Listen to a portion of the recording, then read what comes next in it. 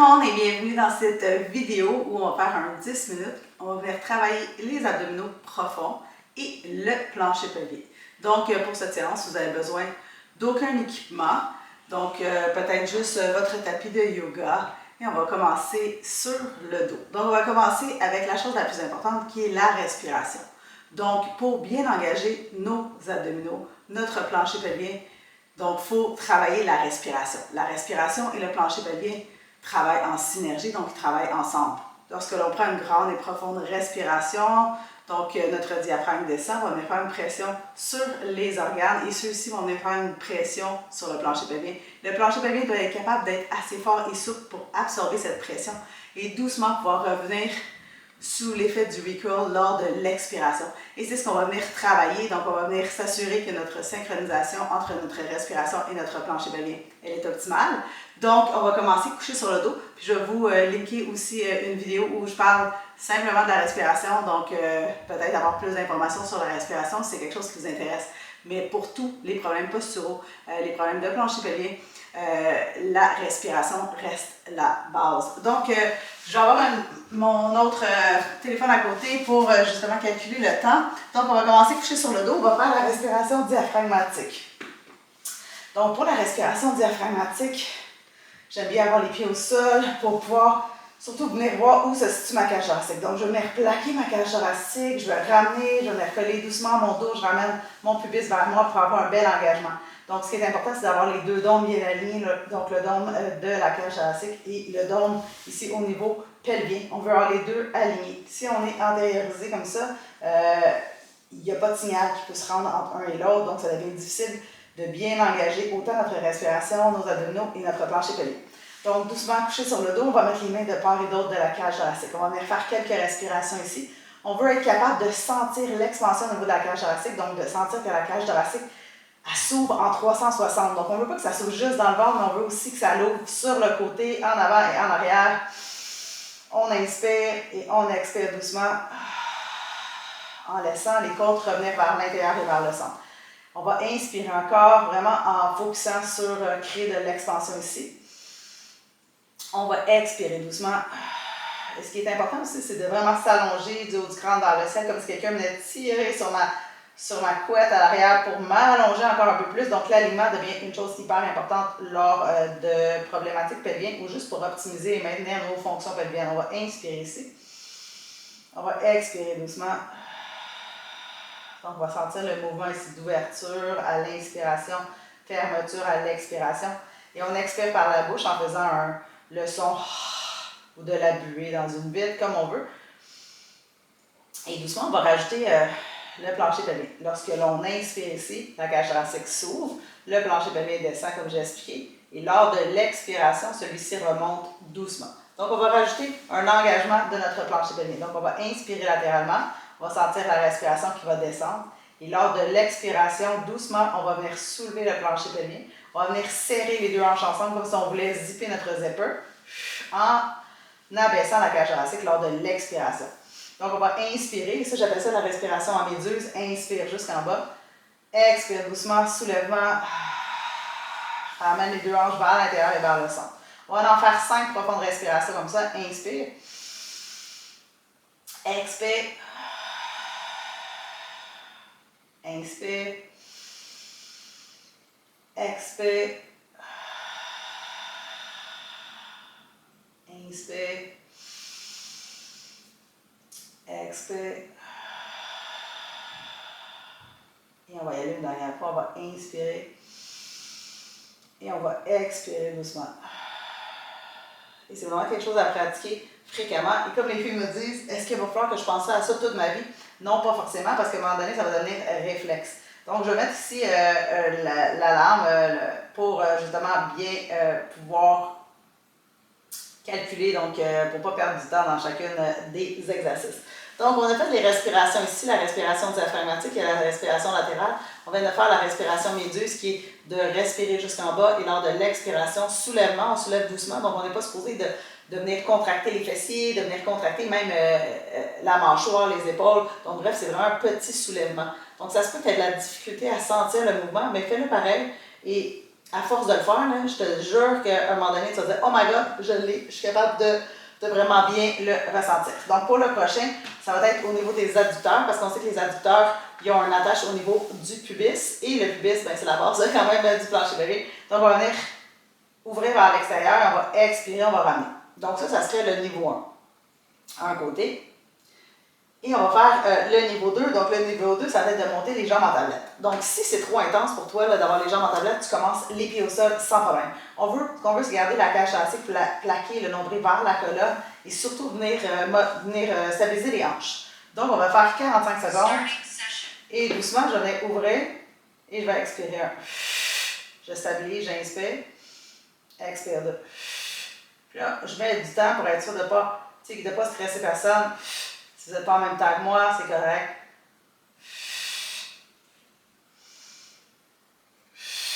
Si vous avez trop d'instabilité, vous ramenez la jambe au sol. Rien ne vous empêchera d'avoir la jambe gauche au sol et de juste bouger à droite. Toujours un mouvement, une respiration. En prenant le temps de resserrer ton zipper à chacune des expirations ici. On vient aplatir le bas du ventre à chacune des expirations. Et doucement, on revient. Donc, on a un petit 15 secondes de break. On va pouvoir faire la même chose de l'autre côté. Donc, je disais, vous pourriez avoir les deux pieds au sol et venir ouvrir latéralement, mais rien ne vous empêcherait de doucement commencer à avoir un peu d'instabilité. Donc, de lever une jambe à 90. Donc, je vais revenir 90-90. Je viens plaquer mon bas du dos. Je vais inspirer lors de l'expiration. Je viens zipper mon zipper imaginaire. Je viens contracter ici mes adducteurs comme si je voulais squeezer les cuisses ensemble.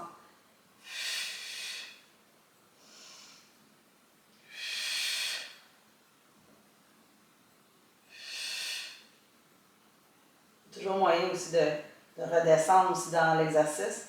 Donc, si vous trouvez ça trop intense, rien ne vous empêcherait de commencer peut-être les jambes en tablette et doucement descendre les pieds au sol.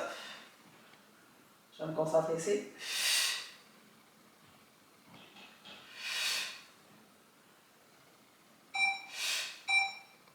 Je vais faire un bain.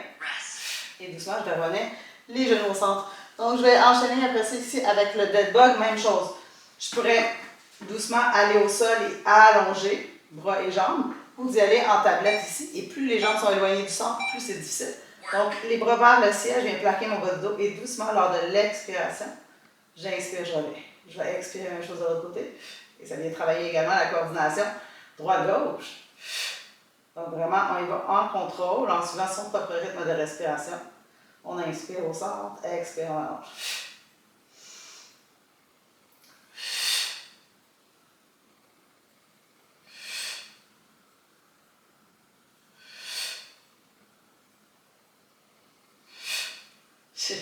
Je craque.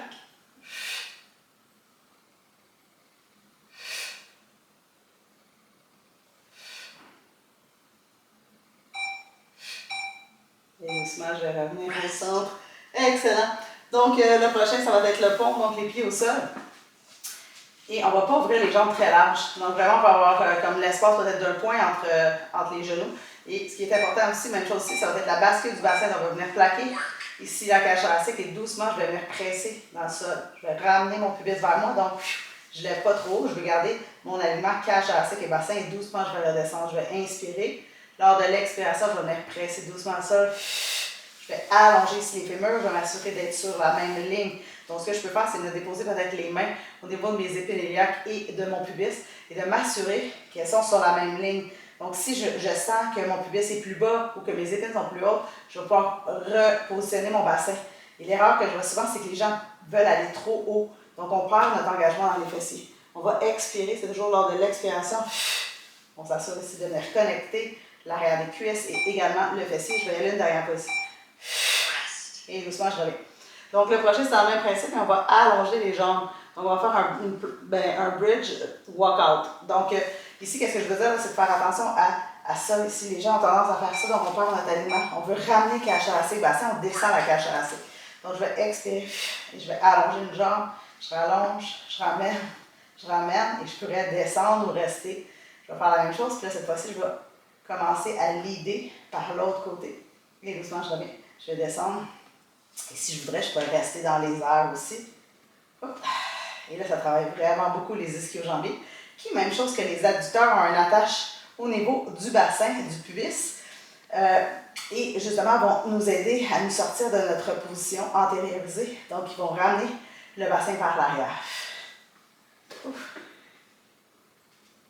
Plus on allonge les jambes, c'est sûr que plus c'est difficile. Hein? Et doucement, on va pouvoir revenir au centre. Donc, cette fois-ci, on va venir se tourner sur le côté et on va venir faire un side plank. Donc, vous allez avoir toujours l'option de garder les hanches au sol. Ici, on est 90-90. J'ai le choix d'ouvrir de même. Donc, en me restant stack ou doucement, je viens pousser ici. Ce que je veux, c'est vraiment engager ici mon dentelé. Et doucement, je vais pouvoir ouvrir. Et je reviens. Et là, ce que je veux, j'ai quand même une ligne oblique. Donc, je regarde vers l'avant. Je m'assure ici que ma cage thoracique est bien alignée. Donc, je suis légèrement recourbée vers l'avant, mais surtout orientée vers le sol. Parce que je veux être dans ma ligne oblique. Ce qui veut dire ici, là, c'est mon oblique gauche, donc ma cage thoracique à gauche. Elle a une ligne directe vers le côté droit. Donc, il faut vraiment que je vois ça dans ma tête aussi, que je visualise. Ça va me permettre d'être à la bonne place et surtout de venir recruter les bons muscles. Donc, je vais inspirer, j'expire. Inspire, expire. Inspire, expire. Et doucement, je vais faire la même chose de l'autre côté. Donc, 90-90, on se rappelle, on a toujours l'option de rester au sol, mais quand on est au sol, on n'est pas affaissé non plus. On est engagé au niveau de la ceinture scapulaire parce qu'elle aussi, avec les lignes myofaciales, elle a un lien direct avec tout ce qui se passe au niveau de l'engagement de nos abdominaux. Donc, même chose ici, on focus à cage thoracique qui se dirige vers la hanche opposée. Et surtout, on ne va pas vers l'arrière, on reste. Donc, le but, c'est pas d'aller trop haut, mais de rester vraiment dans notre engagement musculaire. Et souvent, l'erreur que je vois, c'est que les gens vont trop vite et surtout perdent leur engagement parce qu'elles veulent aller trop loin. Mais trop, c'est comme passer. Donc, si je m'en vais trop loin vers l'arrière, je ne serai plus sur le muscle que je souhaite travailler. Donc, c'est vraiment d'être mindful aussi, d'avoir le mind-body connection. Je sais que je le répète souvent, mais c'est la clé aussi. Parce que quand on fait des exercices sans être mindful, donc sans être présent à 100% et sans savoir exactement où est-ce qu'on travaille, mais on travaille à rien. Et doucement, on revient. Le prochain, ça va être le bear. Donc, le bear, c'est vraiment un indispensable pour tout ce qui est santé pelvienne. Et là, dans la posture du bear, ce que je veux, c'est presser les mains. Donc, on veut coller la cage thoracique sur les omoplates à l'arrière. Et on va inspirer. On vient inspirer dans notre 360 et on va expirer doucement. On lève les genoux quelques centimètres du sol. On va rester 5 secondes et doucement on revient. On va inspirer. Grande et profonde respiration. On expire doucement. On fait attention pour ne pas s'affaisser aussi entre les omoplates. Et doucement, on va redescendre. On va inspirer. Et on va expirer, même chose. Plancher pelvien transverse. On reste ici. Et doucement, on va redescendre. On va inspirer. Grande respiration qui remplit vraiment toute la cage thoracique à l'arrière. Et doucement, on redescend. On va faire encore un autre. On va inspirer. On va expirer doucement. En aplatissant le bas ventre. Et doucement, on revient. On va faire la même chose, donc on va aller dans notre bear, mais cette fois-ci, on va y aller de manière dynamique. On va marcher légèrement. Si c'est trop intense pour toi, ce que tu peux faire, c'est juste venir soulever peut-être genre genou un peu plus avec le pied. Ou sinon, on va pouvoir marcher doucement. Donc, doucement, on va marcher. Hop.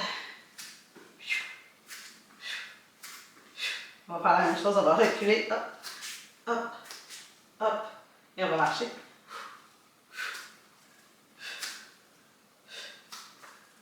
On va reculer. Coordination ici. Hop, hop, hop. Et là, on peut vraiment sentir que ça travaille vraiment beaucoup les abdominaux. On va reculer. Et comme je dis, si vous trouvez ça trop intense, rien ne vous empêcherait de rester et de justement, doucement, juste lever la jambe, hop, hop, hop, en alternance. C'est sûr que ça, c'est un peu plus avancé comme mouvement, mais c'est quand même un mouvement qui doit être fait aussi pour aider à venir restaurer le plancher pelvien. Donc, le prochain, c'est sur le dos. Donc, on peut y aller en planche renversée et doucement, on ramène le genou vers soi. Ou si c'est trop intense, on peut lever en planche et ici en table renversée. Et rien ne vous empêcherait de descendre entre chacune des respirations. Donc, je peux amener mon genou. J'expire. Et lors de l'expiration, ça va me permettre de venir stabiliser les hanches. Et si c'est trop intense, je peux descendre entre chacune des expirations.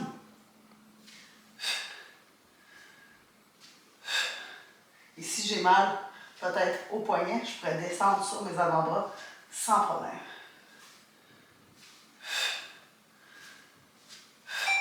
Je vais aller derrière pas de chaque côté, comme j'ai parlé un petit peu. Et doucement, je vais redescendre. Donc, tu sais, j'ai plusieurs options. Et comme je disais, je pourrais aller sur mes avant-bras et je pourrais faire la même chose ici, là. Donc, je pourrais être sur mes avant-bras, soulever doucement et tranquillement ramener le genou vers moi. Ça pourrait être une alternative aussi. Ou même utiliser peut-être un petit banc.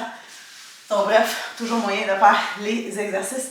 Et c'est ce qui va mettre fin aujourd'hui à notre petite 10 minutes pour venir travailler les abdominaux profonds, le plancher pelvien, la respiration.